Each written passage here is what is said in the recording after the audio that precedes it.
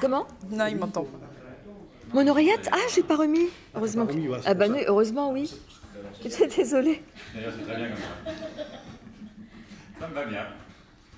Et Patrice, c'était pas votre professeur? Non. Non. Ben, c'est pour professeur, ça. mais j'ai jamais été étudiant, moi, chez Belcaï. Oui, je t'entends bien, oui. J'étais écolier, collégien, lycéen.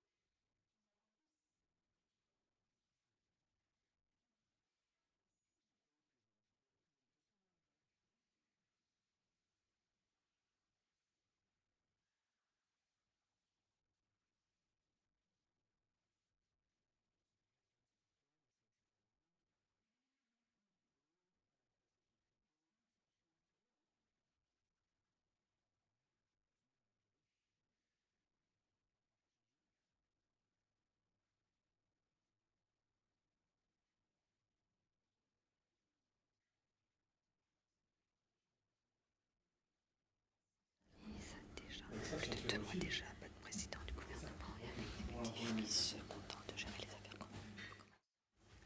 communes. Ça y est, et des projecteurs contre vos verres d'eau.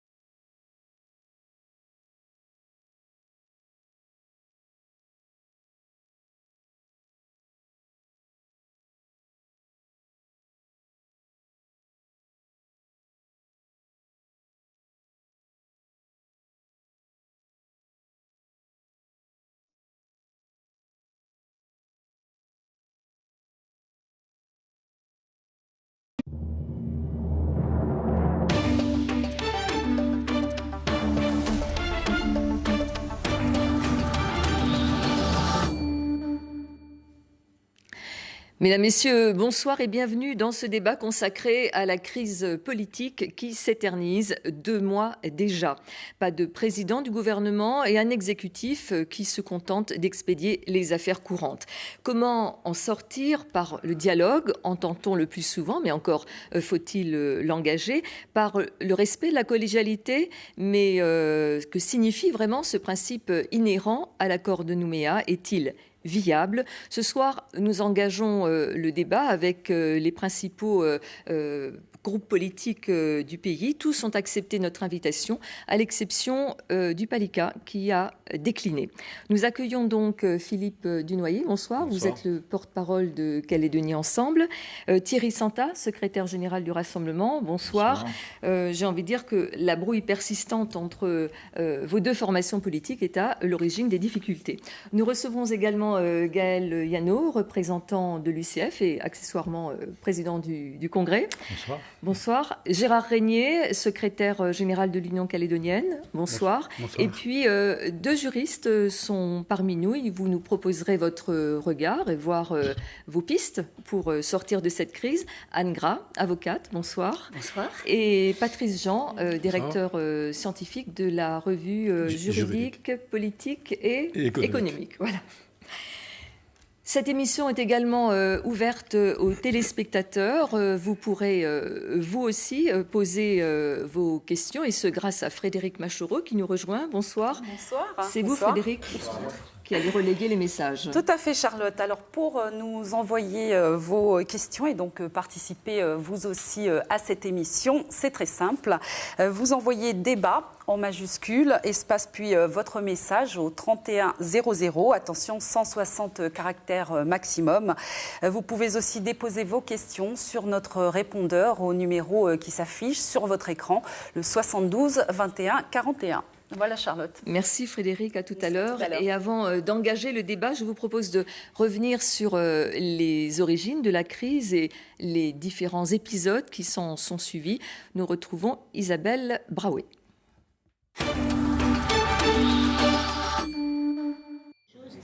7 mois après sa signature, le contrat de gouvernance solidaire est officiellement mort. Plusieurs désaccords étalés au grand jour lui auront été fatals.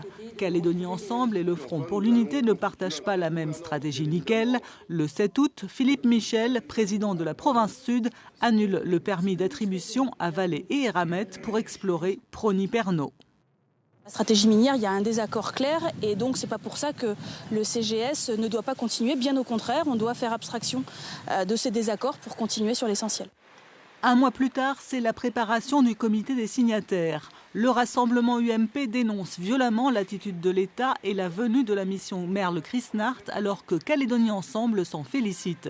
Invité dans notre journal télévisé, Pierre Frogier souligne les difficultés du travailler ensemble. C'est une phase de mise en œuvre. Mais moi, j'aimerais bien qu'on ajoute un gouvernement contrat de gouvernance solidaire. J'aimerais bien qu'on ajoute et sincère. Enfin, au mois de décembre, le processus de rupture s'accélère. Il y a d'abord l'éviction de Grégoire Bernu de la STCPI. Les motifs divergent. Pour les uns, il n'a pas respecté les consignes de vote du contrat de gouvernance solidaire. Pour les autres, il a violé les statuts de la STCPI.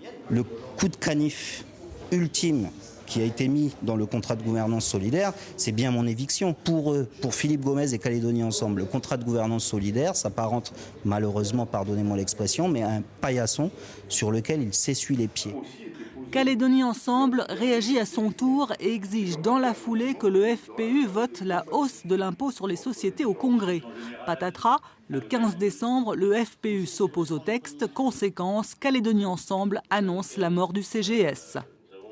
Effectivement, en refusant de voter ce texte et les deux autres qui viennent, le FPU a décidé aujourd'hui d'enterrer le contrat de gouvernance solidaire et de sonner la fin du gouvernement actuel, puisque les équilibres sur lesquels nous étions partis sont rompus. Le lendemain, les membres Calédonie Ensemble démissionnent du gouvernement Lijard. Le 31 décembre, un nouvel exécutif est élu avec exactement les mêmes membres. Problème, depuis, aucune majorité ne s'est dégagée pour désigner un ou une présidente. Entre appel à la responsabilité et tentative d'amorce de dialogue, rien n'avance sur le front des institutions. Paris demande qu'une solution soit trouvée avant mars. Hier, le rassemblement UMP et le groupe UCF-LNKS ont fait des propositions de sortie de crise, parmi lesquelles travailler sur la collégialité au sein du gouvernement. Voilà, tout le monde espère donc une sortie de crise la plus rapide possible. On vient de le faire remarquer. De nouvelles propositions ont été faites. Elles s'ajoutent à d'autres et je vous propose d'emblée de les rappeler, de les préciser. Peut-être avec vous d'abord, Gérard Régnier.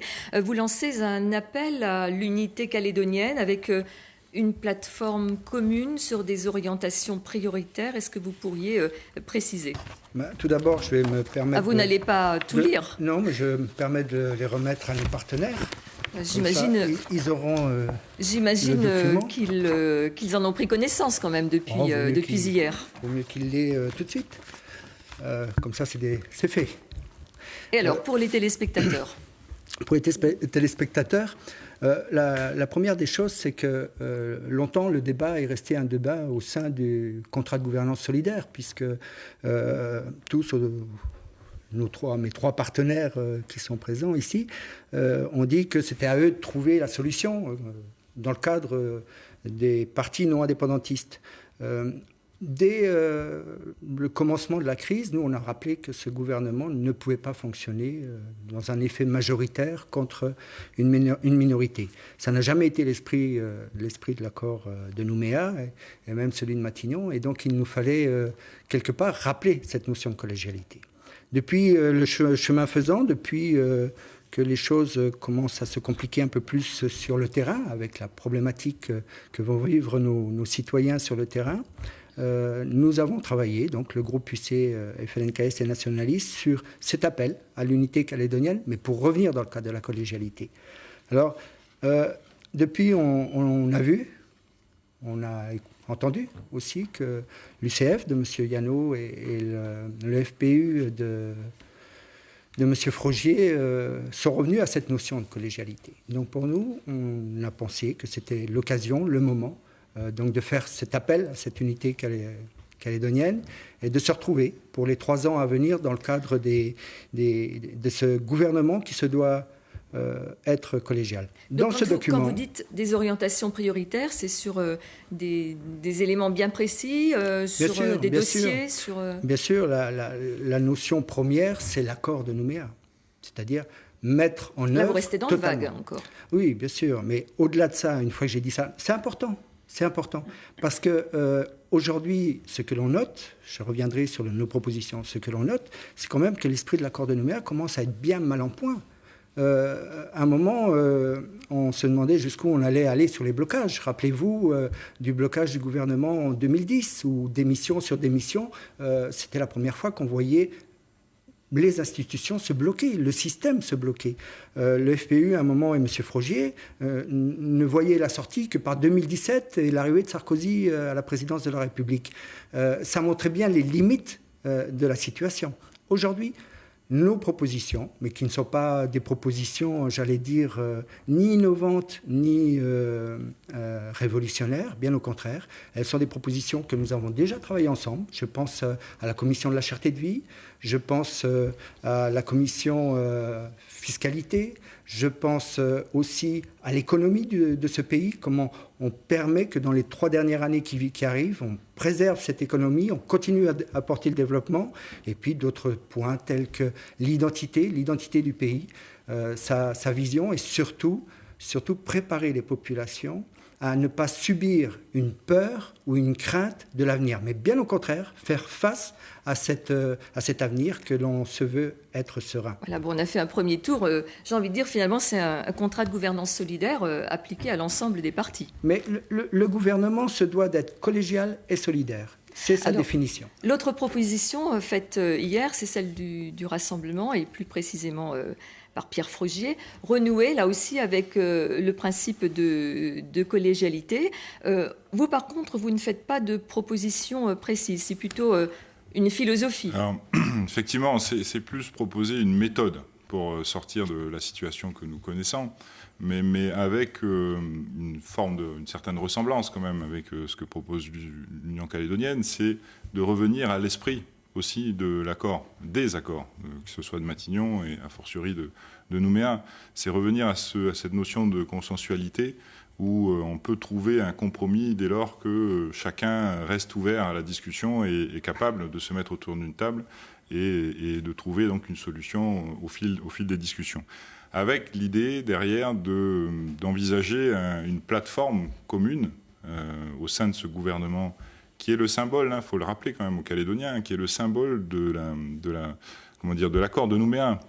Ce gouvernement collégial, qui est une particularité quand même au niveau international, qui est un gouvernement représentatif de l'Assemblée, qui est élu à la proportionnelle et qui représente donc tous les groupes politiques au sein de l'Assemblée, que ce gouvernement collégial représente bien l'esprit de l'accord de Nouméa, qui a été la suite de l'accord de Matignon et qui était lui-même la suite de la poignée de main entre Jacques Lafleur et Jean-Marie Tjibaou.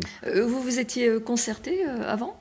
Parce qu'on a l'impression d'entendre la même chose avec d'autres mots. Pas du tout. Mais je pense que, si je peux me permettre, Gérard, je pense que cette ressemblance qu'on peut percevoir, du moins en surface, parce qu'il y a quand même des différences de fond, c'est le moins qu'on puisse dire, elle vient du fait que l'Union calédonienne, comme le Rassemblement, sont de vieux partis calédoniens.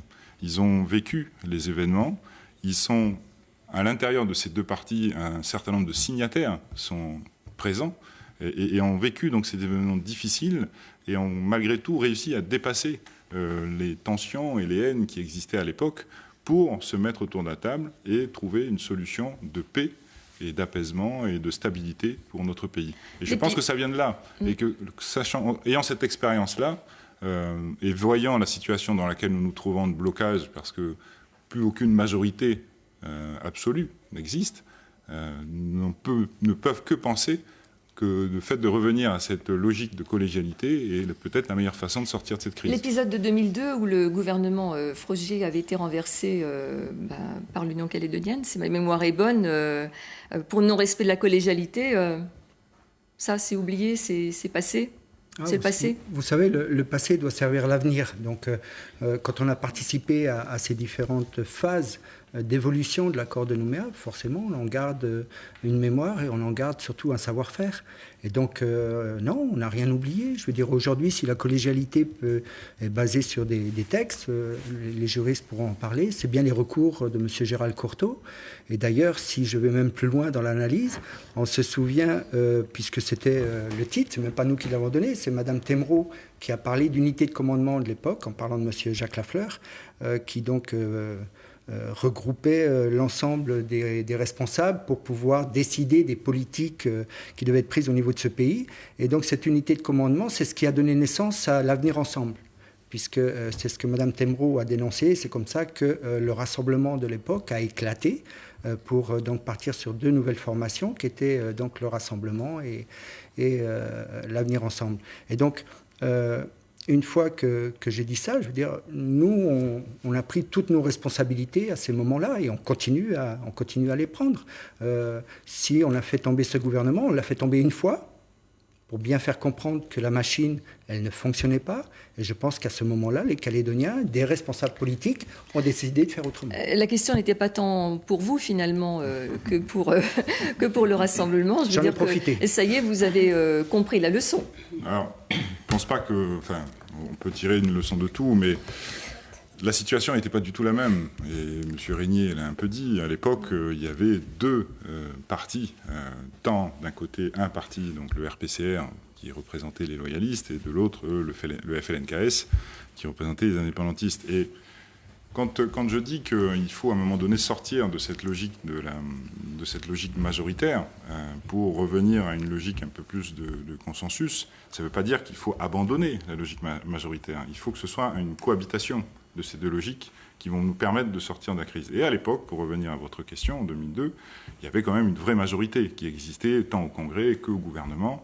Et malgré les démarches consensuelles et la collégialité qui fonctionnait, à mon sens, mieux que visiblement au sens de l'UC, il y a eu cet événement, mais la situation n'était pas du tout comparable à celle d'aujourd'hui. Aujourd'hui, je répète, aucun parti, quel qu'il soit, tant du côté indépendantiste que du côté non indépendantiste, n'a de majorité absolue. C'est une différence fondamentale. On va continuer le tour des propositions, puis ensuite, je pense qu'on abordera cette question avec vous, Philippe Dunoyer. Galliano, vous aussi, vous vous êtes engagé dans cette volonté de nouer le dialogue plus discrètement. Vous avez tenté donc de réunir les non-indépendantistes autour d'une table. Alors, vous avez réussi ou pas? Alors, la caractéristique et la volonté de l'UCF, c'est bien évidemment, dans un gouvernement collégial, de travailler, mais qu'il y ait une majorité loyaliste. et qui dégage une majorité donc, pour pouvoir élire un président. C'est le cas depuis le début de l'accord Nouméa, donc depuis maintenant 1998. Notre caractéristique, c'est qu'au niveau de l'UCF, nous avons tenu nos engagements. Nous avons voté les textes qui étaient présentés, et notamment les réformes fiscales, contrairement au Rassemblement. Et nous n'avons pas également fait tomber le gouvernement, contrairement à Calédonie Ensemble. Nous sommes convaincus que les électeurs qui nous ont désignés respectivement, il y a 10 mois, il n'y a pas très longtemps, et notamment les électeurs loyalistes qui se sont portés sur chacune de ces 3 listes, veulent que nous travaillions ensemble. Et il y a un sentiment aujourd'hui de ras-le-bol de la situation actuelle. Depuis 2 mois, les institutions vivent au ralenti, il y a un blocage, parce que les uns veulent que ce soit Cynthia, les autres veulent que ce soit Philippe, Cynthia Lijard, Philippe Dunoyer, mais on sait bien d'ailleurs... Philippe Germain, en l'occurrence. Mais peut-être que si vous Philippe étiez Germain, candidat... mais il n'est pas membre du gouvernement. Donc, c'est soit Cynthia, soit Philippe, mais... Il n'y aura pas de toute façon de changement fondamental. Ce n'est pas comme en métropole où il y aurait un gouvernement Valls avec un gouvernement Sarkozy, où il y aura un changement. S'il y avait un changement à la tête du gouvernement, le gouvernement serait exactement le même. On sait qu'il est le même. Le Congrès serait exactement le même. Donc la politique ne serait pas fondamentalement différente. Donc il est impératif que les 3 formations loyalistes continuent à travailler ensemble. Alors j'ai pris des initiatives, notamment... Oui, alors donc avez-vous réussi ? Vous avez pu constater que j'ai veillé à ne pas attiser les luttes qui se sont livrées aussi bien le Rassemblement que Calédonie Ensemble dans des déclarations qui auraient pu effectivement braquer les uns et les autres. Et donc j'ai pris récemment des initiatives sans faire de déclarations et de conférences de presse. Sans micro ni caméra, vous l'aviez annoncé. Sans micro oui. ni caméra. Le Rassemblement a accepté de venir s'asseoir à la table. Malheureusement, je dois le dire, Philippe Gomez a refusé de venir s'asseoir à la table. Et donc, bien évidemment, à partir du moment où on ne peut pas discuter tous les 3, on ne peut pas trouver un accord. Or, on sait très bien qu'à un moment donné, il faudra bien qu'on se retrouve. Et je regrette effectivement que Philippe Gomez ait refusé cette main tendue et cette volonté de dialogue, parce que de toutes les façons, il faudra bien qu'on arrive à discuter entre nous pour reformer à minima cette majorité. Je dois le dire, dans 3 ans et demi, au plus, nous aurons à nous prononcer sur l'avenir de la Nouvelle-Calédonie. Au plus tard, en octobre 2018. Ça va arriver extrêmement vite. Et les Calédoniens qui nous ont élus attendent que nous nous occupions de leur quotidien et que nous nous occupions également de leur avenir. Et notamment un avenir dans la paix et dans la France pour ce qui concerne notre électorat. Voilà, alors donc nous avons fait le tour des différentes propositions. Philippe Dunoyer, qu'en pensez-vous de ces nouvelles propositions ? Est-ce que vous êtes prêt à vous engager dans le dialogue ? J'en pense beaucoup de choses. Merci de me donner la parole parce que ça fait assez longtemps. Oui, on voulait entendre les nouvelles propositions et puis voilà. Et donc après toutes ces leçons de retour au consensus, à la collégialité, à la responsabilité, moi je voudrais quand même juste rappeler les choses et les préciser parce qu'elles sont à la fois utiles, et certains l'ont dit, c'est bien de regarder un peu d'où on vient pour savoir où on va, et puis préciser pour vos téléspectateurs les enjeux parce qu'ils sont très simples. Pas du tout aussi compliqué qu'on veut nous le faire croire. D'abord, rappeler que si depuis les élections provinciales, un contrat de gouvernance existait, c'est bien parce que Calédonie Ensemble, qui s'y était engagé durant les campagnes, et parce qu'il avait entendu aussi l'attente des Calédoniens, a proposé au FPU et à l'UCF de signer un contrat de gouvernance solidaire. Mai 2014, ça a été validé à 3. Pendant 8 mois, nous avons travaillé, personnellement et d'autres ici présents, toutes les semaines. Je le dis parce que c'est assez extraordinaire d'entendre ce soir dire qu'il faut vraiment revenir à la table des discussions comme si Calédonie Ensemble était parti à la campagne pendant 8 mois. On a fait exactement le contraire. Simplement, et c'est ce qu'oublie évidemment, et je comprends bien pourquoi, de rappeler Thierry Santa et peut-être Gaël Liano, simplement ce contrat de gouvernance solidaire qui aboutissait à un partage des responsabilités à la tête des 3 institutions, qui était la condition de notre solidarité, il était conditionné pour nous à une plateforme de travail, puisque j'en vois que certains en proposent aujourd'hui, très bien, une plateforme de travail qui couvrait tous les champs. Le champ politique, ouverture du dialogue et des discussions avec les partenaires indépendantistes et l'État dans la perspective de la sortie de l'accord. Deuxième champ, réformes économiques, fiscales et sociales qui ont abouti à un agenda fiscal, social et économique partagé que l'UC d'ailleurs n'a pas validé. Et je suis content d'entendre l'UC aujourd'hui dire qu'il a beaucoup d'idées sur ces réformes. Il aurait pu, je crois, le démontrer au moins en août 2014 quand l'intersyndicale et la majorité des partis ont signé cette plateforme. Plus important donc, on a signé un contrat de confiance. Le contrat de gouvernance solidaire, c'est un contrat de confiance. Qu'est-ce qu'on a constaté? On a constaté que sur les engagements par rapport à la discussion de sortie de l'accord, Pierre Frogier a boycotté le comité des signataires et a refusé de discuter de la sortie de l'accord. C'est son droit, mais ce n'était pas ce qui était inscrit dans le contrat. Sur les réformes, les 3 premières réformes qui arrivent au Congrès, après avoir été présentées, discutées, validées, notamment par le FPU, et depuis 2012, depuis les accords économiques et sociaux, le protocole fin de conflit Vichère, arrivent, aucun amendement n'est déposé. La présidente du gouvernement, qui je crois est du FPU, Cynthia Ligard, la valide 2 fois au gouvernement. Et au Congrès, le FPU décide de ne pas le voter. C'est vrai que, si je puis me permettre, c'était quelque chose d'un peu surréaliste, que vous ne votiez pas le texte présenté par votre représentante. Je vais finir, si vous permettez, Charlotte, pour ne pas perdre non seulement le film, mais la démonstration que je souhaite faire. Donc c'est simplement un rappel, si les 2 parties du contrat n'ont pas été respectées, si les clauses ne sont pas respectées, tout le monde comprendra qu'un contrat qui n'est pas respecté s'arrête. Le FPU a choisi d'en sortir, c'est son droit. Par contre, la condition de ce départ et de cette rupture du contrat, c'est qu'évidemment, l'autre partie, le partage des responsabilités, s'arrête également pour le gouvernement. Mais c'est tout ce dont on parle. Moi, je suis ravi d'entendre les appels à la collégialité et au consensus, parce qu'en 2011 et jusqu'en 2014, au gouvernement, moi, j'ai fait partie des 3 membres Calédonie Ensemble qui se sont vus méprisés par Harold Martin, alors président, et une majorité de circonstances que je ne vais pas rappeler, qui ont, par exemple, conduit à attribuer la météo à Hélène Yekawé, ce qui est effectivement une marque de grand respect et de fonctionnement de la collégialité. Tant mieux si maintenant ça redevient un principe. Nous, on ne veut absolument pas changer ça. On est respectueux de l'accord de Nouméa, et c'est justement parce que c'est très important que pour nous, aujourd'hui, il faut en revenir juste à un principe. Pas le fonctionnement du gouvernement, il sera toujours proportionnel, c'est-à-dire composé de représentants de tous les groupes politiques du Congrès. Chaque membre du gouvernement aura un vrai secteur d'animation et de contrôle, pas la profession des huissiers ou la météo.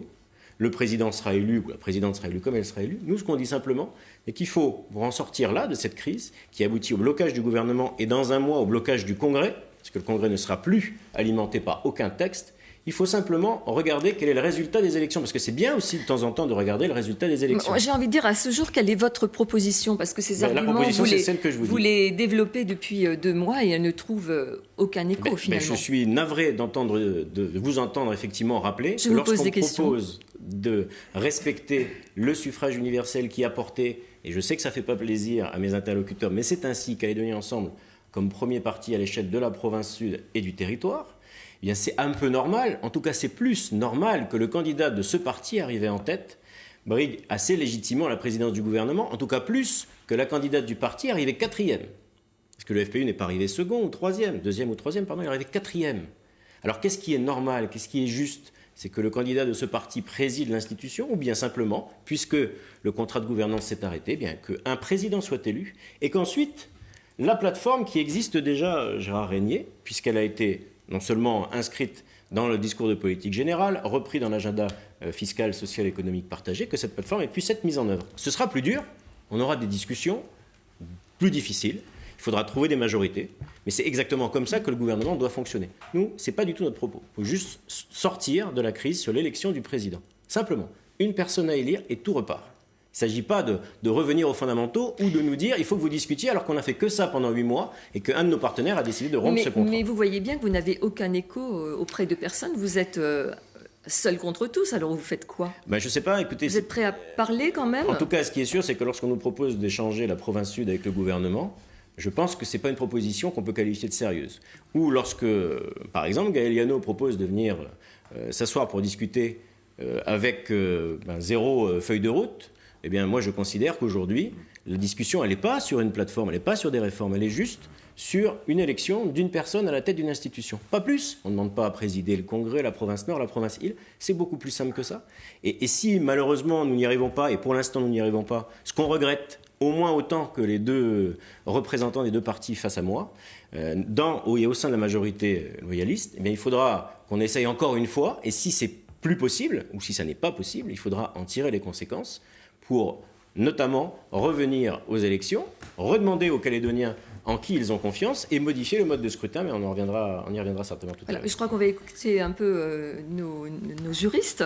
On sait que en l'état actuel, ni l'application du fait majoritaire ni le retour aux urnes ne sont clairement envisageables. Qu'en pensez-vous, Patrice Jean et Juan Gras? Écoutez, la question qu'on peut se poser simplement, c'est est-ce que c'est une crise institutionnelle ou une crise politique?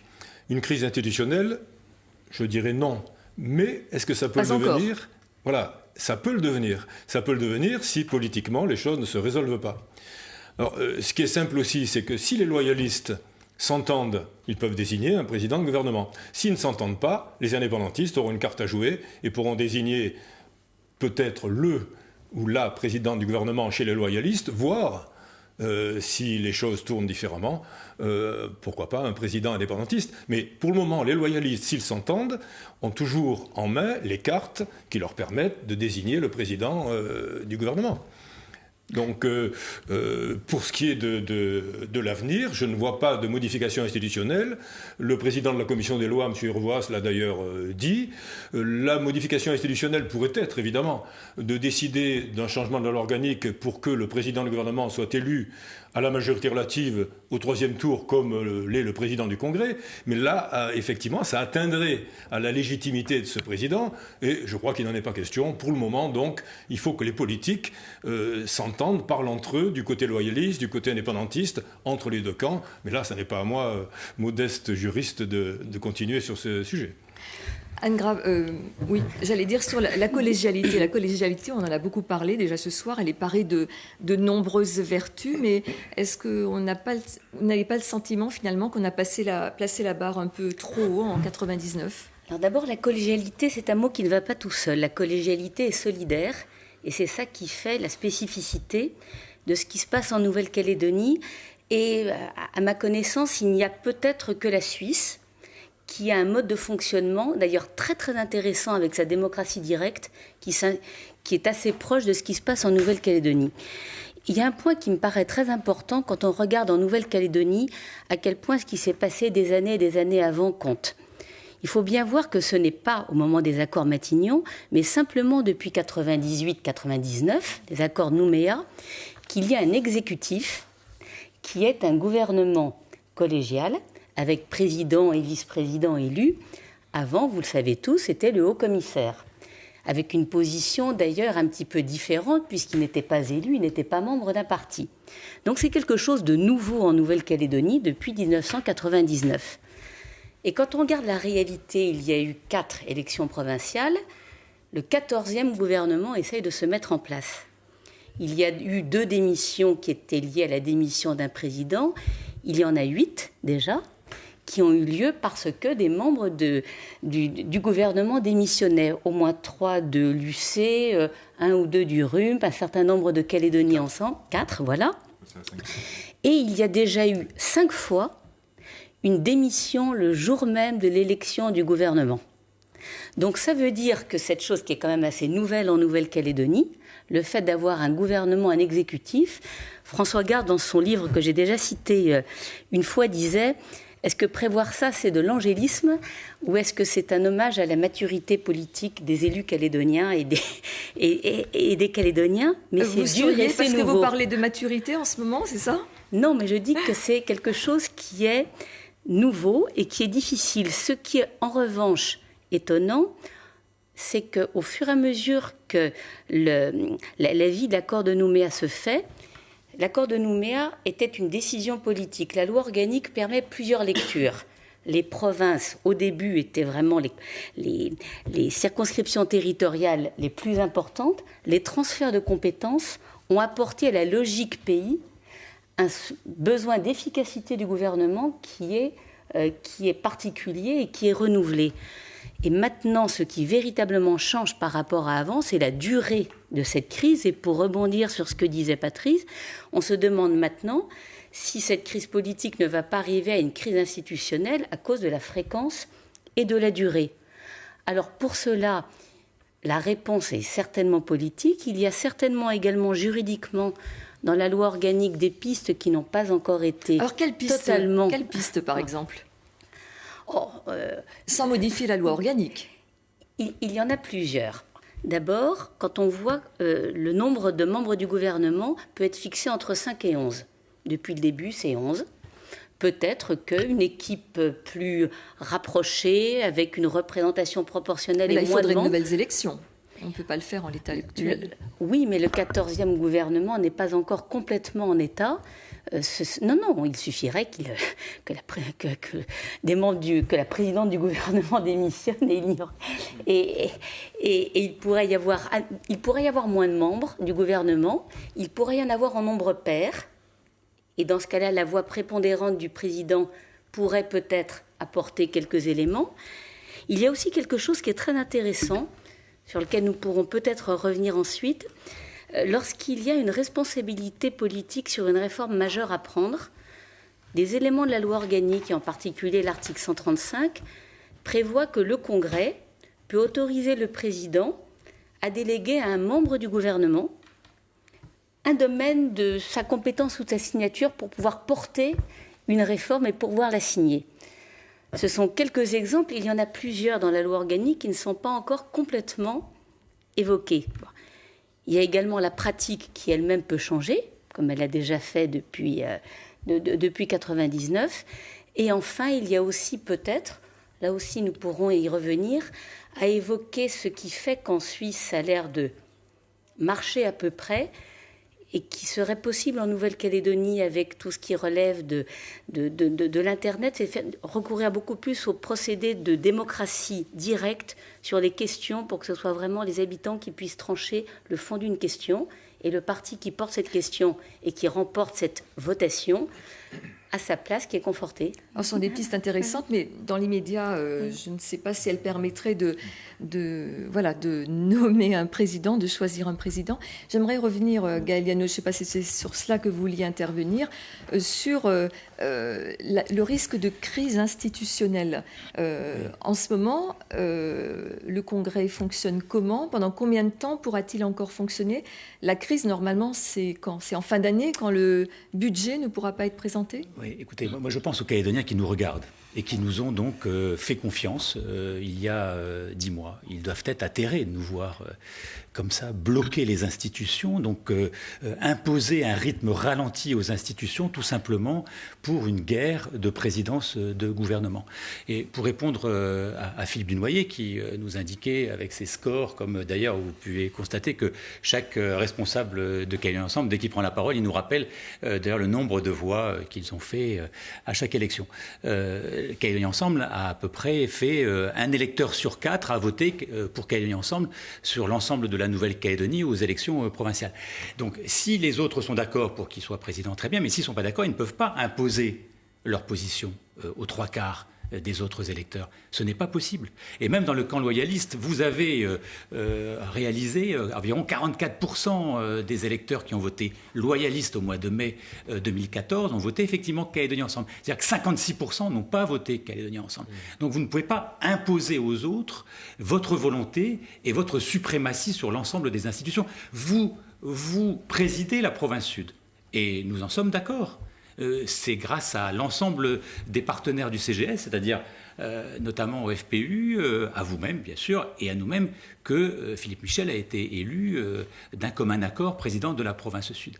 Mais je pense que ce serait un déséquilibre que d'accroître effectivement le fait qu'un parti, qui est un parti important, mais qui n'est pas un parti majoritaire sur la Nouvelle-Calédonie. D'ailleurs, aucun parti n'est majoritaire. Maintenant, pour ce qui concerne... C'est une majorité relative. C'est une majorité, bien sûr, relative. Et donc, dans ces cas-là, quel est le travail à faire? C'est de convaincre ses partenaires à être solidaires dans l'élection. On voit bien que Calédonie Ensemble n'y arrive pas. Donc, non, attendez, n'y arrive pas. Donc je termine sur le Congrès. Aujourd'hui, je vois bien que Calédonie Ensemble souhaite qu'il y ait de nouvelles élections. D'ailleurs, je vous propose, pour qu'il y ait de nouvelles élections, c'est très simple. Il suffit que Sonia Lagarde, d'ailleurs, démissionne. Elle démissionne demain. Et il y aura des élections dans la première circonscription. Et on verra bien, d'ailleurs, quel sera le rapport de force. Ça lui permettra également de respecter l'engagement qu'elle a pris droit dans les yeux. Là, vous mélangez les genres, quand même. Non, mais ils veulent des élections. Donc, on peut très facilement... Calédonie Ensemble a le moyen d'avoir des élections dès demain. Mais en ce qui concerne le Congrès, c'est simple. Pour qu'il y ait une dissolution du Congrès, ce n'est pas moi qui le dis, c'est la loi organique, c'est l'article 97. Il faut que son fonctionnement soit rendu impossible. Je cite la loi. Son fonctionnement soit rendu impossible. Aujourd'hui, le Congrès fonctionne normalement. Il y a 19 textes qui sont aujourd'hui examinés par des commissions. La commission permanente présidée par mon collègue Philippe Dunoyer se réunira prochainement. Le Congrès sera convoqué en session extraordinaire pour examiner l'avant-projet de loi organique. Normalement, la date devrait être le 19 mars. Et probablement que d'autres groupes déposeront des propositions de loi du pays et des propositions de délibération, ce qui fait que toute l'année 2015, le Congrès peut fonctionner. Vous êtes en train de nous dire finalement qu'on n'a plus besoin du gouvernement.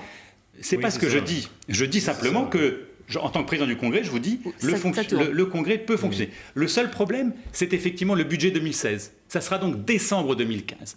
Mais si on attend et si on bloque les institutions jusqu'en décembre 2015 pour le vote du budget 2016, c'est-à-dire que la Calédonie, à mon avis, sera à genoux. Est-ce que c'est ce que nous voulons, que faire en sorte que l'économie ressentent ce blocage institutionnel et que nos concitoyens, dans leur vie quotidienne, ne puissent plus bénéficier de tout ce que nous décidons en général? Ce n'est pas possible de dire que nous allons bloquer le Congrès pendant 10 mois. Or, tant qu'il n'est pas bloqué, tant que son fonctionnement n'est pas impossible, tel que le dit la loi, le gouvernement de la République ne peut pas le dissoudre. Donc ça veut dire que ce blocage peut durer encore plusieurs mois. Charlotte, vous permettez de... Je vous en Merci, prie. parce que à la fois, le président du Congrès nous dit qu'il faut être sérieux, ensuite il fait une petite plaisanterie sur les législatives. Donc moi, je vais redevenir sérieux. Si. C'est pas une parce que vous savez très bien qu'il ne s'agit pas d'élections législatives. C'est le respect d'un engagement. Non, mais vous faites un amalgame entre les élections législatives qui, je ne crois pas, composent le Congrès et le gouvernement. Ou alors, il y a quelque chose qui m'a échappé. Mais je ne vous ai pas interrompu. Allez-y. Donc c'est un test, surtout c'est une tentative d'amalgamer une nouvelle. Les choses, elles sont encore vraiment très très simples, Charlotte. Et je veux pouvoir aussi le dire parce que le principe, il est simple. La collégialité, personne ne la remet en cause. La collégialité, c'est un mode de gouvernance, un mode de fonctionnement d'une institution particulière qui est le gouvernement. Un mode de fonctionnement. Là, il ne s'agit pas encore de fonctionner, il s'agit d'abord d'élire. On parle d'un mode d'élection ou d'un choix pour une élection. On nous dit, vous voulez tout prendre. Vous voulez tout prendre. Vous voulez tout imposer. Mais c'est fantastique d'écouter ça. Qu'entendez-vous précisément par c'est un choix d'élection, un mode d'élection? Je dis qu'aujourd'hui, le problème, sauf à ce que je n'ai pas compris, c'est tout à fait possible, c'est bien qu'il n'y a pas un président ou une présidente au gouvernement. C'est juste ça le problème. Vous n'avez jamais entendu, ni un élu, ni moi, au titre de Calédonie Ensemble, dire qu'on voulait revenir sur le principe de collégialité. Jamais. Et vous l'entendrez jamais. On est trop attaché à l'accord de Nouméa. Donc, ce n'est pas la question. Il ne faut pas tout mélanger. Encore une fois, c'est très simple. Par contre, pour ce qui est des leçons, je voudrais juste quand même rappeler à ceux qui s'estiment en droit de nous les donner que tout le dialogue a été entrepris, la totalité du dialogue a été entrepris. On l'était tous les trois. Ça n'a pas marché. Ça n'a pas marché. Il faudrait donc maintenant qu'après avoir une rupture aussi forte du contrat de confiance passé entre le FPU, l'UCF et Calédonie Ensemble, l'UCF qui, je constate aujourd'hui, agrège également aussi allègrement que le FPU ses voix avec celle du FPU pour expliquer qu'on est minoritaire. Fantastique. Nous, on ne dit pas qu'on est majoritaire, parce qu'à 36%, j'ai compris qu'on n'était pas majoritaire. Je le rappelle simplement, parce que depuis l'accord de Nouméa, Charlotte Rich, aucun parti n'a fait plus de voix aux élections provinciales, en province sud. Et depuis les accords de Matignon, aucun parti, n'est majoritaire à l'échelle du Congrès. Ce n'est pas une nouveauté. Et on ne dit pas qu'on veut être majoritaire, puisqu'on ne l'est pas. C'est un procès en sorcellerie qu'on veut nous faire pour C'est nouveau quand tromper. même ce que vous dites. Moi, ce que je voudrais simplement demander... Non, c'est pas nouveau. Non, pas du tout. Vous avez beaucoup dit que vous étiez majoritaire et que le fait majoritaire devait s'appliquer. Non. Retrouvez-moi, s'il vous plaît, une retranscription où on dit que le fait majoritaire doit s'appliquer. C'est pas un fait majoritaire, c'est un fait. C'est le respect du suffrage universel. Parce que, excusez-nous, vous aussi, mais nous aussi, les Calédoniens ont voté pour nous. Ils ne nous ont pas élus pour qu'on trahisse nos engagements ou qu'on fasse le contraire de ce qu'on avait promis. Donc, pardon, je finis. C'est important quand même de ne pas tout mélanger. Et je voudrais demander à Monsieur le Président du Congrès, Gaël Liano, qui est rapide pour donner des conseils ce soir, pour qui, à ce moment-là, son penchant ou son envie va au titre de l'UCF. Parce que l'UCF ne peut pas rester au milieu de tout le temps, puisqu'il a décidé de nous expliquer qu'on devait tous parler, ce qu'on a fait pendant 8 mois. Très bien. Donc on peut lui demander son choix alors ce soir, ou c'est pas possible? Ou il faut attendre encore quelque chose? Et s'il faut attendre, eh bien attendons. Je le redis, c'est tout simple. Essayons une nouvelle fois de trouver une majorité, qu'elle soit entre partis loyalistes, comme on a tenté de le faire, et comme on tentera encore de le faire, ou avec d'autres sensibilités, dans le respect de la collégialité. Mais si ça ne marche pas, le Président explique qu'il n'y a pas de blocage du fonctionnement du Congrès. À la fin du mois de mars, Monsieur le Président, est-ce que vous pouvez nous garantir que des dizaines de textes sont en soute? Non. Alors, voilà, c'est important, parce que le blocage des institutions, ce n'est pas juste le blocage de la loi organique. Il faut que les institutions prenez ça comme une main continuent. tendue pour dialoguer ou pas? Mais alors, merci de me donner la parole, Charlotte. Vous avez tous beaucoup de choses à dire ce soir. Je vais essayer de résumer un peu la proposition de Calédonie Ensemble. Calédonie Ensemble a fait 26% des voix. 3/4 de la population n'a pas voté pour vous aux dernières élections provinciales. Et vous, 14. Donc vous avez une majorité c'est relative. C'est bien, vous donnez vos scores respectifs. Mais nous, on ne demande pas à prendre toutes les institutions, monsieur Dunoyer. C'est peut-être ça qui nous différencie. Attendez. On n'a pas demandé le Congrès, je crois. Laissez-moi terminer. Je vous ai laissé parler, monsieur Dunoyer. Il ne faut pas dire finir de m'exprimer. Pas mentir. Est-ce que je peux Merci. Vous avez fait 26% des voix. Vous nous dites, votre président a fait un article dans le journal, vous l'avez vu l'article dans le journal, il faut revenir à des élections et il faut modifier le mode de scrutin pour faire en sorte que Calédonie Ensemble ait une fausse majorité absolue, avec une prime majoritaire. C'est ça qu'il dit. De manière à ce que vous ayez la majorité au Congrès, que derrière vous preniez la présidence du Congrès, vous preniez la présidence du gouvernement, vous gardez bien sûr la présidence de la province sud. Et après, quand vous avez fait tout ça, vous nous dites, mais ne vous inquiétez pas, hein.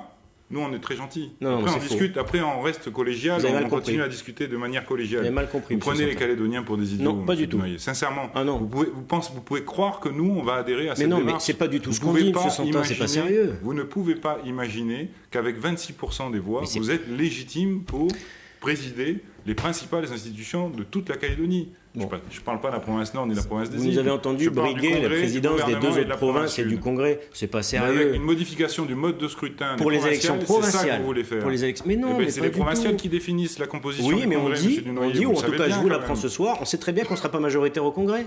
Bien sûr.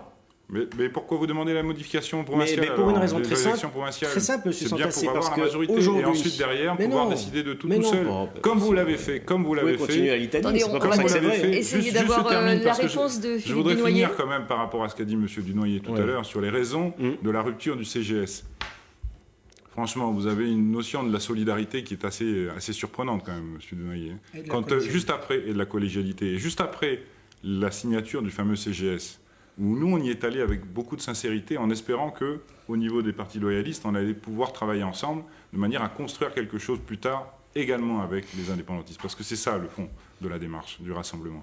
Mais juste après la signature, un mois après, vous traînez dans la boue Cynthia Lijard. Quelques semaines après, vous virez Grégoire Bernu de la STCPI parce qu'il n'a pas obéi au doigt et à l'œil de Philippe Gomez. Thierry Santin, on va peut-être pas refaire toute l'histoire parce que vous décidez unilatéralement ce qu'a fait Philippe Gomez au journal télévisé de nationaliser, vous êtes favorable à la nationalisation de la SLN, vous négociez unilatéralement Philippe Germain tout seul avec les organisations patronales, les organisations syndicales, tout seul avec les organisations patronales et syndicales, le fameux agenda partagé. Vous avez signé. Après, vous nous dites que c'est nous qui ne sommes pas solidaires. Vous avez signé. Mais sincèrement. Vous n'avez pas signé l'agenda? On a signé l'agenda avec une réserve, monsieur Noël. Vous le savez très bien. On est les seuls à avoir mis une réserve. Et vous savez très bien pourquoi. Et après, vous nous dites que c'est nous qui ne sommes pas solidaires et que c'est nous qui avons cassé le CGS. Non, sincèrement. Vous n'avez pas voté, désolé.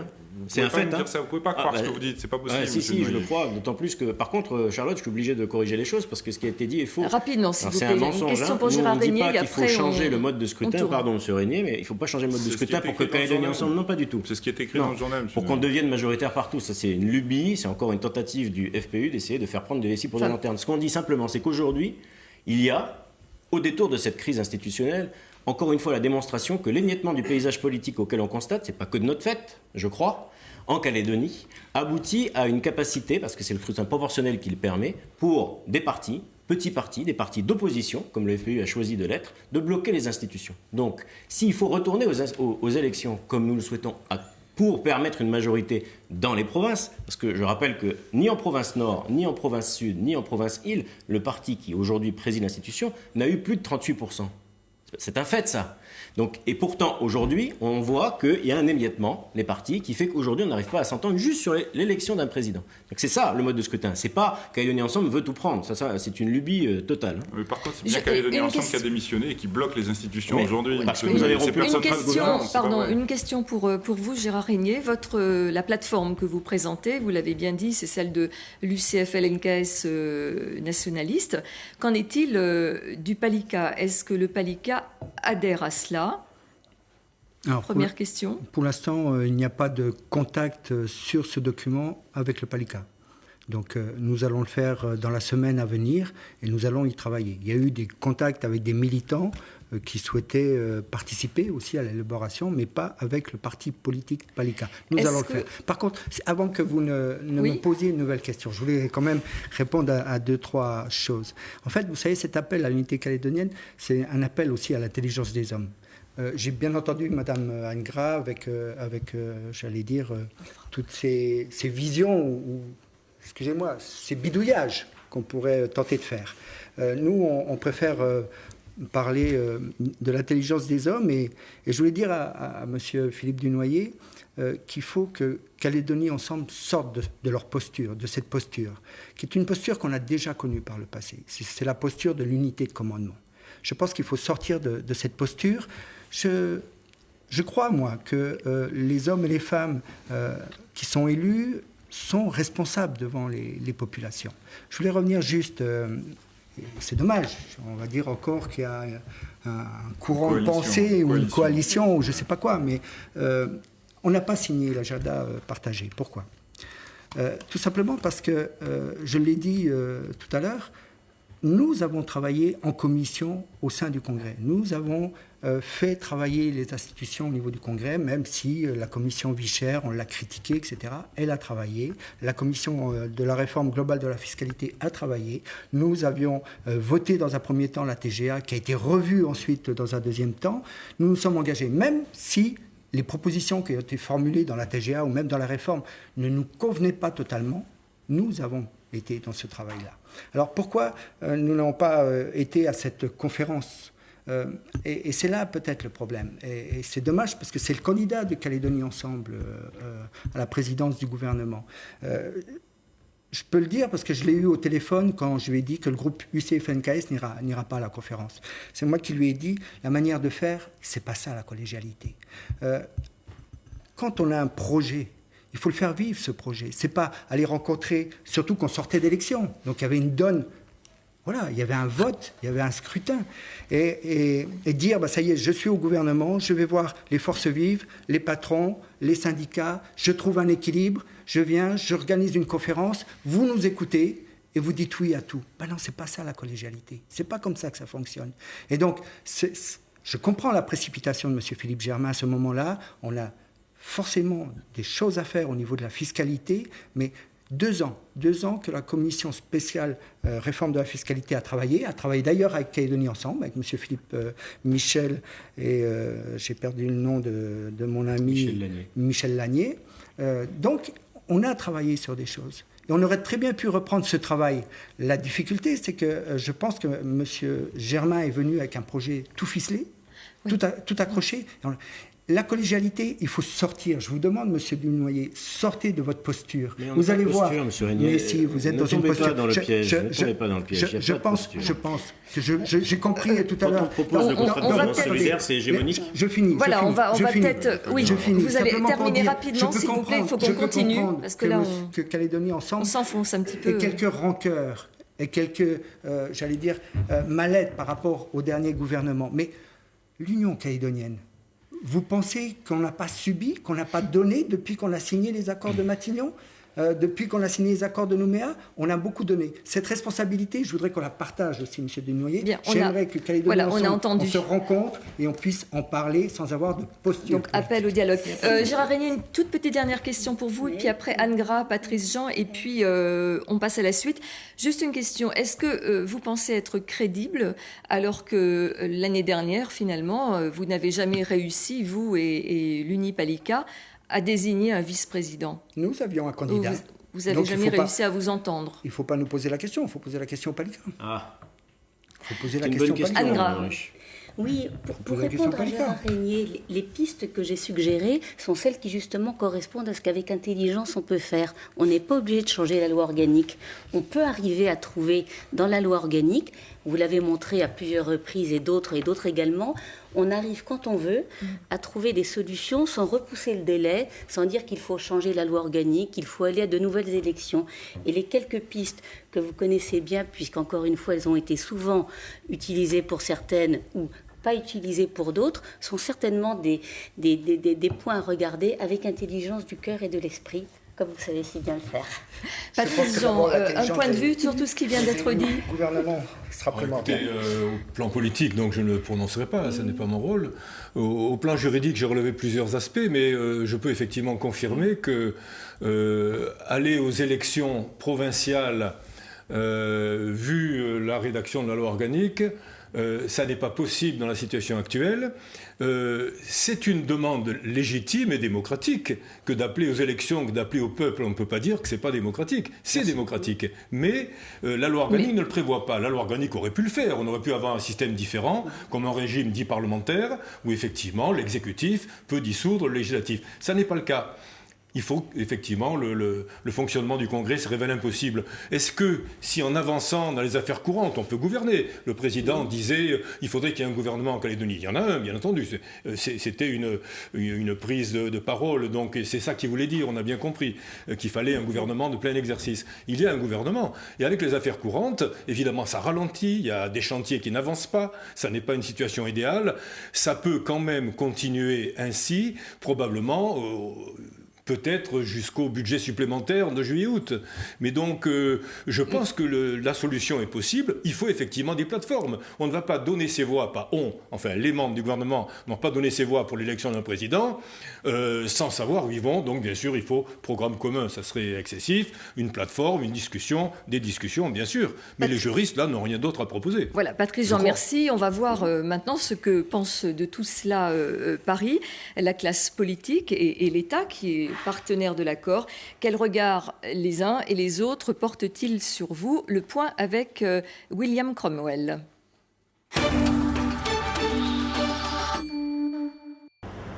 Vu de Paris, la Nouvelle-Calédonie, c'est beau, mais ça n'est pas simple. Le paysage politique, compliqué. Mais les enjeux sont bien connus. 2018, le référendum et un difficile travail local pour y arriver le mieux possible. La crise politique pourrait donc faire partie du processus. Mais chez le partenaire du rassemblement UMP, ce serait mieux sans. En Nouvelle-Calédonie, nous avons besoin que nos forces soient unies, pas divisées. Il y a de longue date et des tempéraments, des parcours, des personnalités se sont exprimées. Et je souhaiterais, et nous souhaiterions qu'elles se retrouvent au service de l'intérêt général et nous espérons pouvoir faire confiance aux responsables. Du côté de l'UDI, qui héberge les députés calédoniens ensemble à l'Assemblée nationale, on s'en remet aussi aux partenaires locaux. C'est devenu un peu compliqué aussi. Mais c'est normal, c'est classique outre-mer. Il n'y a pas de raison qu'on ne s'adapte pas, nous, à ces configurations-là. Et au Parti socialiste, c'est le gouvernement qui gère, alors autant le laisser travailler. Non, notre rôle n'est pas naturellement de rentrer dans les problèmes de gestion quotidienne ou politique de la Nouvelle-Calédonie.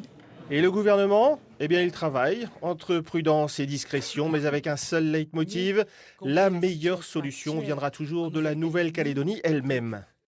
Il me semble qu'aujourd'hui, si nous pouvons souhaiter que les élus exercent leurs responsabilités, se voient et trouvent une solution pour pouvoir élire ce qui est indispensable, un président et un vice-président à cette Assemblée, il n'est pas imaginé par nous de nous substituer aux élus, alors surtout que nous sommes sur une démarche qui tend à trouver pour la Nouvelle-Calédonie un régime d'autonomie maximale.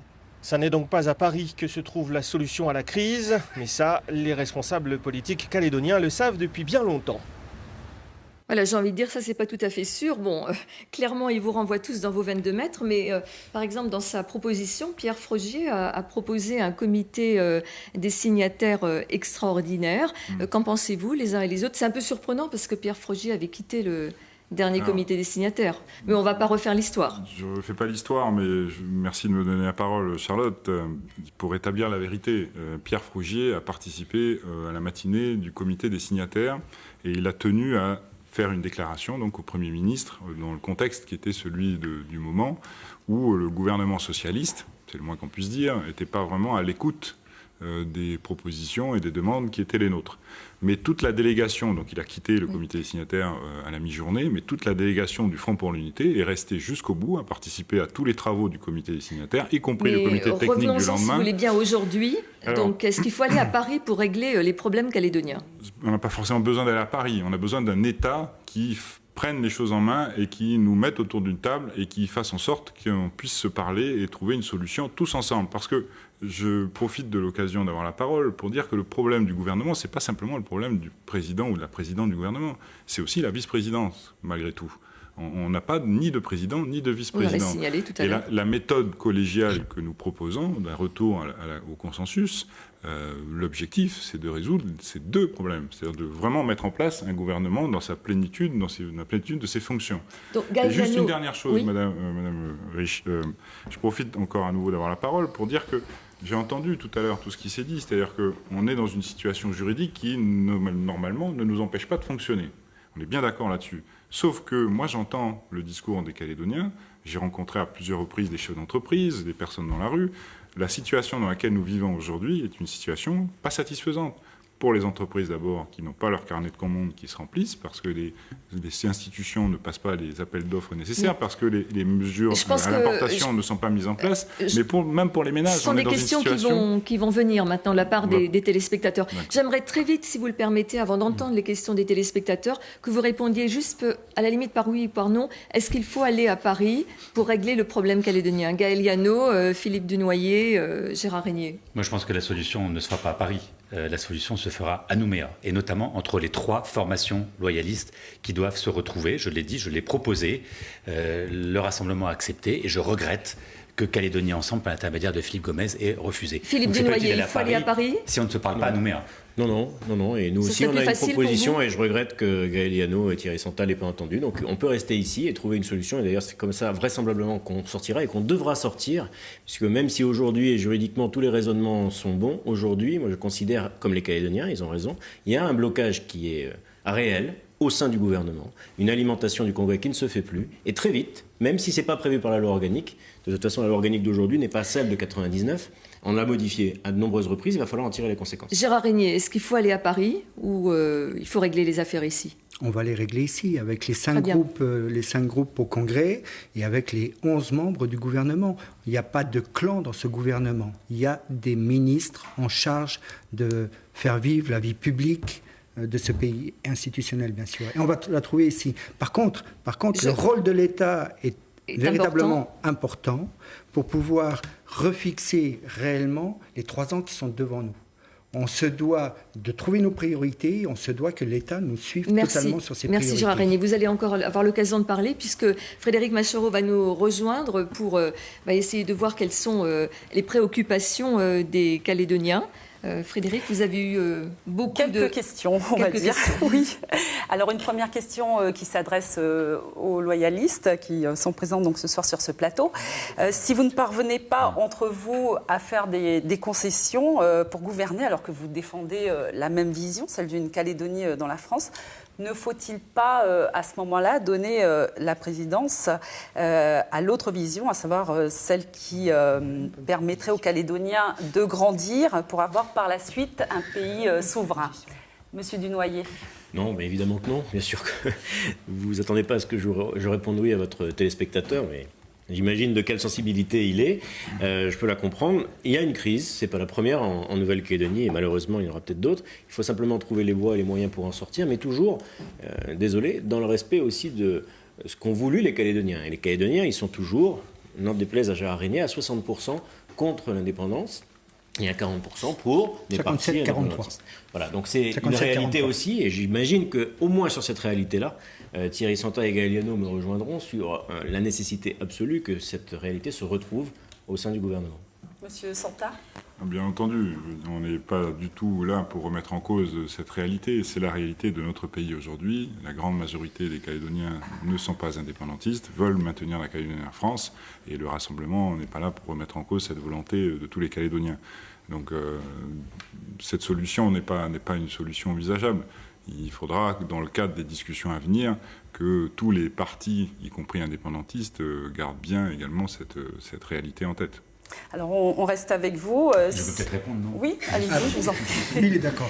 Je dis simplement que cette question-là traduit bien l'affaiblissement des loyalistes. Et quand on s'entre-déchire, et notamment quand il y a ce combat qui est mené entre le Rassemblement et Calédonie Ensemble, cela montre bien que cela affaiblit le camp loyaliste. Aujourd'hui, nous sommes majoritaires au gouvernement, 6 sur 11.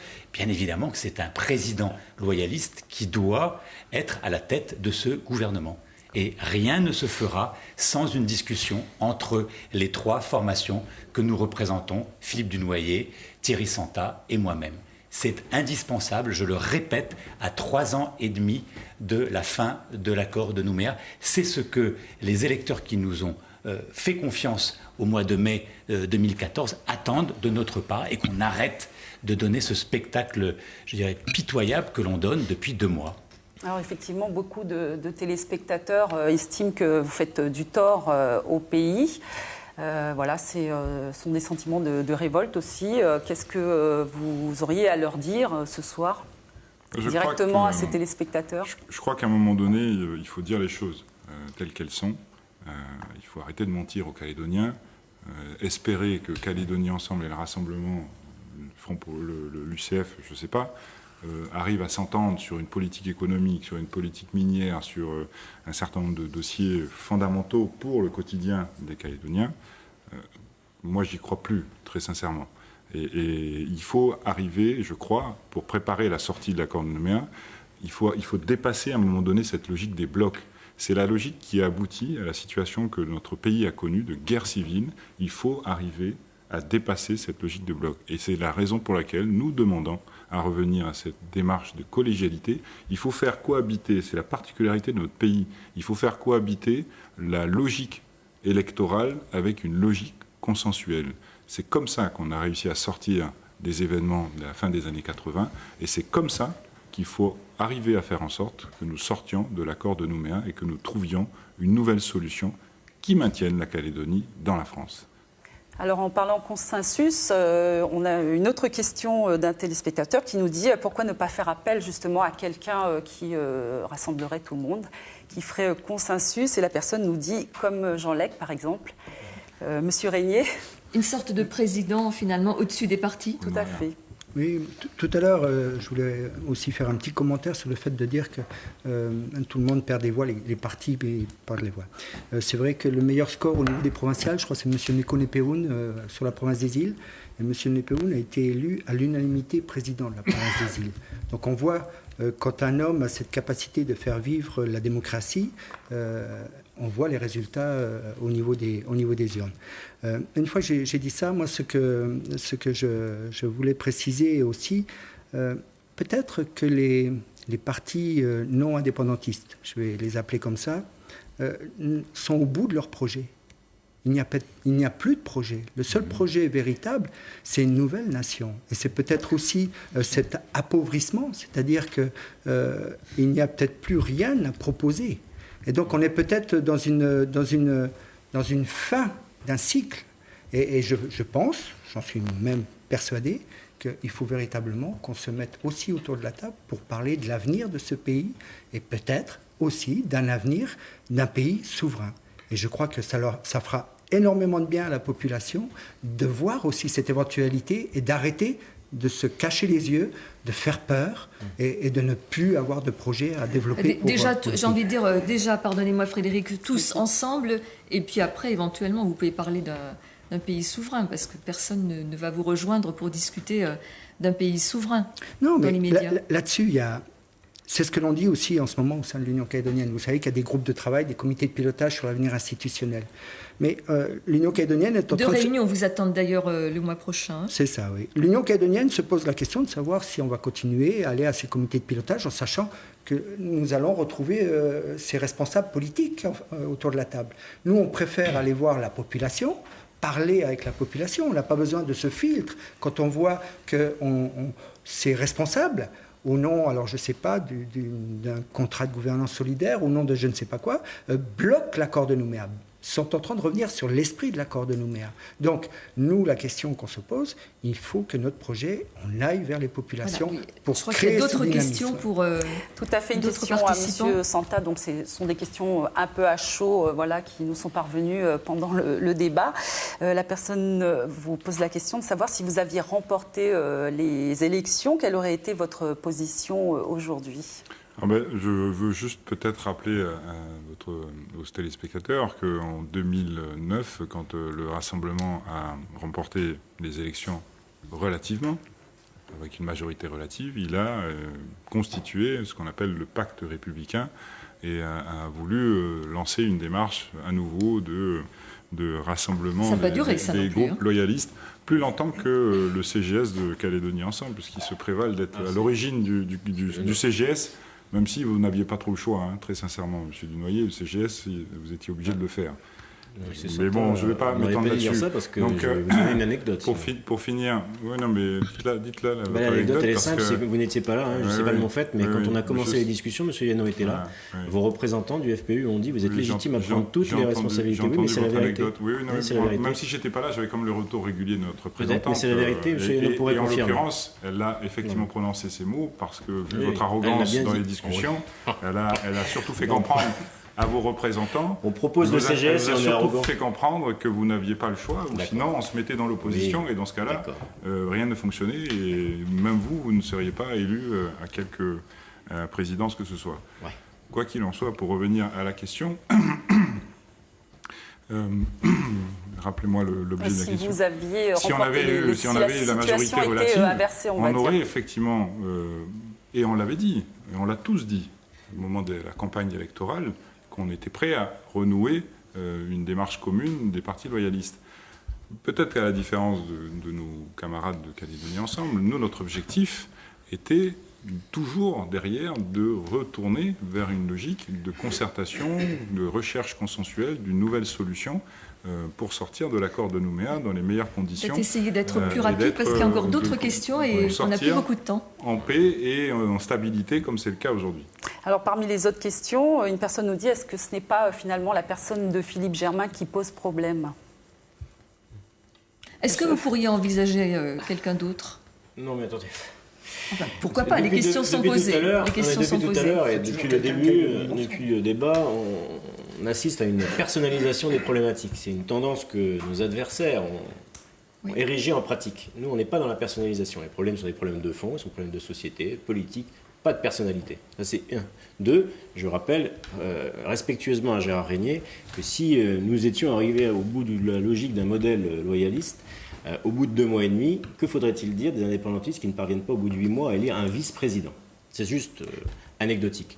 Deux, je voudrais dire aussi à Thierry Santa qu'il a cité 2009. Là, vous répondez aux téléspectateurs. Il faudrait qu'il se rappelle. Oui, parce que la problématique, c'est pas celle de la personne. C'est un coup de billard. En 2012, le FPU nous a demandé de retirer la candidature que nous avions au Congrès, alors qu'il présidait déjà la province sud et le gouvernement, pour permettre à un représentant du FPU d'avoir le Congrès. Les 3 institutions. Il a oublié, M. Santa, mais moi je m'en souviens. Donc la problématique, c'est pas celle d'une personne, c'est pas celle d'un amalgame, c'est pas celle d'une volonté hégémonique. On a proposé le contrat de gouvernance solidaire. C'est quand même extraordinaire de nous voir reprocher d'être hégémonique quand on propose ce contrat-là. C'est pas ça la difficulté. La difficulté, c'est qu'il y a eu un clash entre nous, une rupture du contrat de confiance, c'est un fait, et d'ailleurs c'est un droit. Parce que chaque parti a le droit d'exprimer, encore heureux, ses positionnements. Mais par contre, voilà, maintenant, il faut retrouver un autre équilibre. J'espère, en tout cas, je suis convaincu qu'on arrivera à faire entendre la voix de la raison de la responsabilité, toujours dans la logique d'un consensus et de la collégialité, parce que c'est un principe auquel on est très attaché. Alors une question pour M. Yano, un téléspectateur qui nous dit alors pourquoi ne pas laisser votre fauteuil de président du Congrès à Calédonie Ensemble pour respecter les urnes et non le CGS? Ce n'est pas une question, mais moi je suis prêt à laisser... Enfin, le tout, c'est que les institutions fonctionnent. Si le blocage, je n'ai pas compris que c'était ça, mais le blocage, c'est la présidence du Congrès, eh bien, discutons-en, mais mettons-nous autour de la table. Enfin, vous imaginez l'image que l'on donne, là, en train de se dire, les uns veulent la présidence du gouvernement, les autres veulent la présidence du Congrès. Et pendant ce temps-là, moi aussi, je pense aux habitants du Mont-d'Or, avec les problèmes qu'ils connaissent à Saint-Louis. Eh bien, unissons nos forces, vous, Calédonie Ensemble, vous, Rassemblement, et nous. Nous allons rencontrer le haut-commissaire lundi après-midi. Venez avec nous pour parler de l'insécurité au Mont-d'Or. Je pense à la révision des listes électorales qui va commencer lundi, avec les radiations qui sont voulues par l'UC, M. Gérard Régnier. Eh bien, unissons nos forces, vous, Calédonie Ensemble, vous, Rassemblement, pour aller tous les trois défendre celles et ceux qui vont être radiés. Je pense également à la vie chère. On voit bien qu'il faut s'attaquer aux causes et non pas simplement bloquer les prix. Ce n'est pas la bonne solution. Eh bien, nous, tous les trois, avec également sur ce dossier les indépendantistes, travaillons ensemble. C'est ça que les Calédoniens attendent de nous. C'est ça qu'ils ont voulu lorsqu'ils nous ont élus au mois de mai 2014. Maintenant, si la question c'est de savoir qui va être président du Congrès, eh bien, si ça règle la situation, eh bien, élisons quelqu'un d'autre. Ce n'est pas le sujet. Le sujet, je le répète, c'est le quotidien des Calédoniens et c'est l'avenir des Calédoniens également. C'est ça qui nous anime et qui doit nous animer. Et c'est cela, je regrette et je suis triste quand je vois comment nous agissons, la classe politique. Nous avons perdu de vue cela depuis 2-3 mois.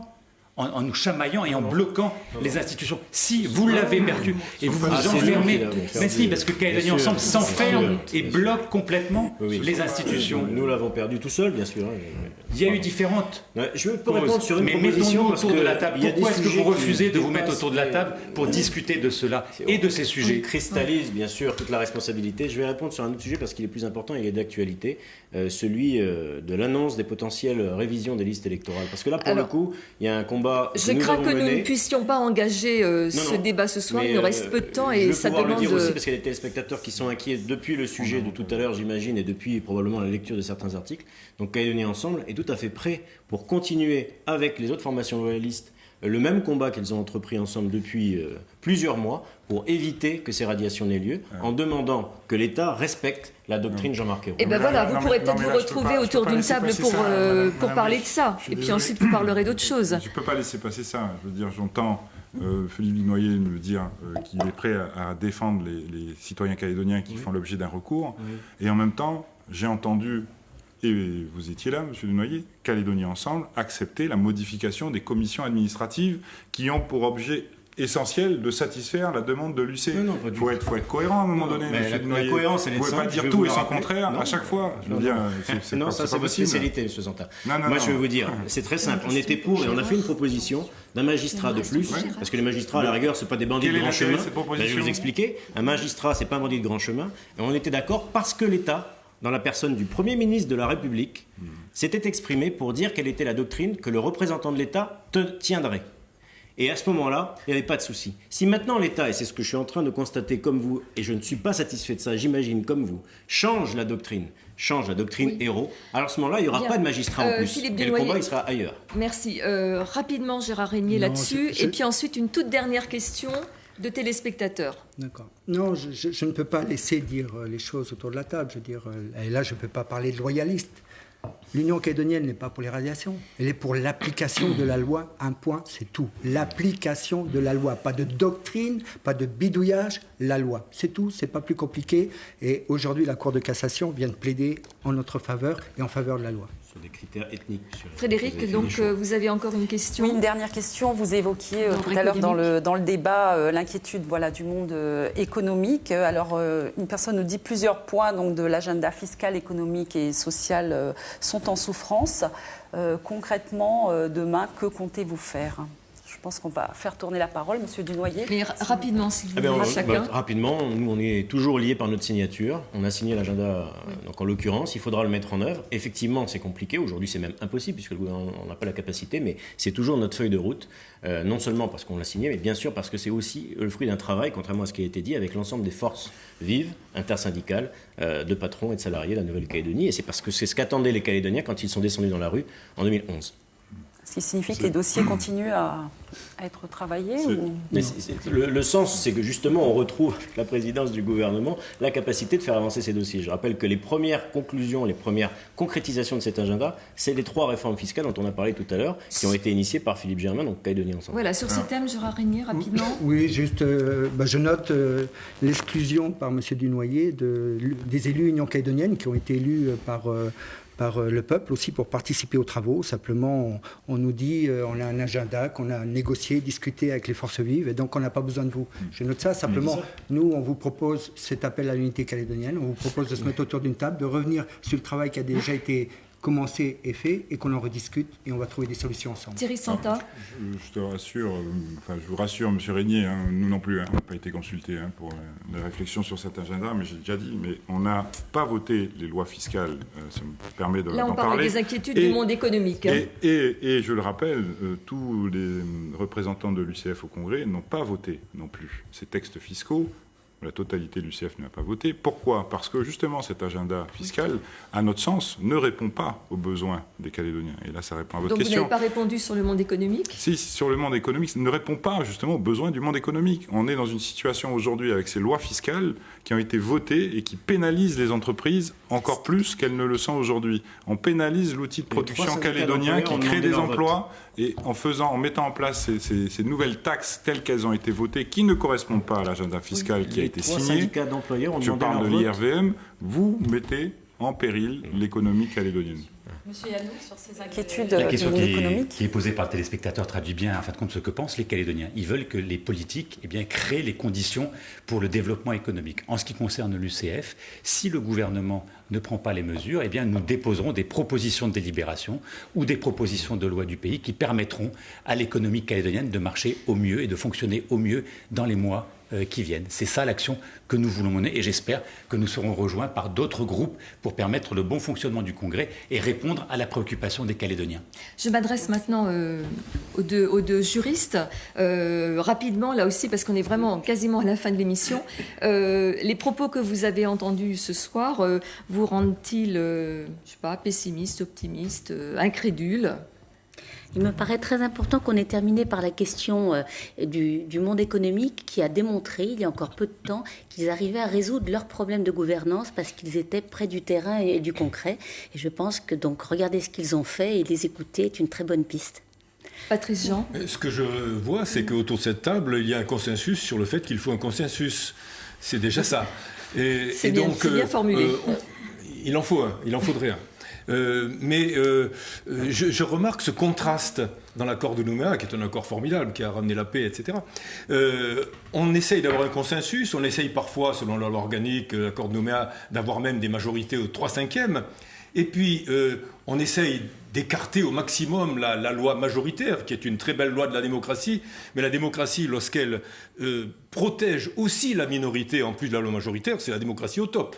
Et là, on y est. Mais dans l'accord de Nouméa, il ne faut pas oublier tout de même qu'il y a une sortie de l'accord de Nouméa où la loi majoritaire reprend ses droits. Et donc, il se peut très bien qu'un jour, l'indépendance ou la non-indépendance soit votée à quelques centaines de voix de majorité, et là, on ne sera plus dans le consensus. Donc, est-ce qu'il ne faudrait pas réfléchir avant ou après un premier référendum ou d'autres, à une solution qui fasse l'objet d'un accord à 70%. Sinon, ça peut être dangereux. Patrice Jean, merci. Pour terminer, j'ai envie de vous dire, terre de parole, terre de partage, c'est la devise du pays. Vous l'avez tous voté. Comment comptez-vous l'honorer dans les jours à venir ? Rapidement, vous avez 30 secondes chacun. Gérard Régnier. On va commencer par l'indépendantiste ou le souverainiste, je ne sais pas comment il faut dire. On vient de le dire, on a lancé cet appel à l'unité calédonienne. On va faire le tour des groupes au Congrès et on va tenter de faire en sorte que l'intelligence des hommes surpasse nos difficultés et nos égos. Philippe Dunoyer, on va faire le tour comme ça. Oui, mais pour ce qui est du travail, des réformes à entreprendre, je pense qu'on a dit tout ce qu'on avait à dire, on s'est exposé devant les Calédoniens, certains d'entre eux ont choisi notre programme, on est toujours attaché à ce programme et à sa réalisation, on n'a pas été élu pour ne rien faire, on l'a prouvé pendant les 8 premiers mois de fonctionnement de cette dernière mandature de l'accord de Nouméa, donc on est toujours orienté vers ces objectifs. Simplement, aujourd'hui, il faut surpasser la difficulté conjoncturelle de l'élection d'un président du gouvernement et retrouver cette capacité à agir à la fois au gouvernement, dans les provinces. Donc prêt à parler avec les autres. Galliano. Eh bien, terre de parole, effectivement, ça ne peut se faire que en discutant, en négociant et en échangeant. Je crois que nous avons conscience, en tout cas je l'espère, de la responsabilité que nous avons par rapport à nos concitoyens et que dans les années à venir, nous avons à assumer ces responsabilités. Et donc moi j'invite les 3 formations loyalistes à discuter dans un premier temps, ensuite avec les indépendantistes, pour pouvoir renouer le dialogue et faire à minima un accord qui nous permettra de gérer la Nouvelle-Calédonie sur les années à venir. Merci. Donc, quel geste êtes-vous prêt pour respecter cette Moi, je pense que la manière dont on va sortir de cette crise gouvernementale va préfigurer la manière dont on va sortir de l'accord de Nouméa. Si on sort par un coup de force, par un fait majoritaire, à mon sens, ça ne préfigurera rien de bon. Et au contraire, avec les risques de tension qu'on peut imaginer et d'affrontement, de logique de bloc à la fin. Mais par contre, si on sort par le haut et qu'on arrive à trouver une solution consensuelle, là, ça pourra présager quelque chose de bon. Merci Thierry Santa. Merci à vous tous, madame, messieurs, Frédéric, d'avoir participé à ce débat. Nous espérons que vos réponses auront répondu aux attentes des téléspectateurs.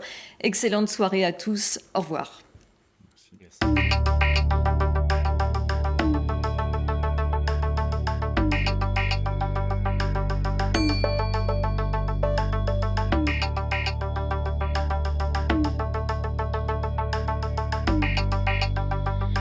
Retrouvez cette émission sur ncpremière.nc.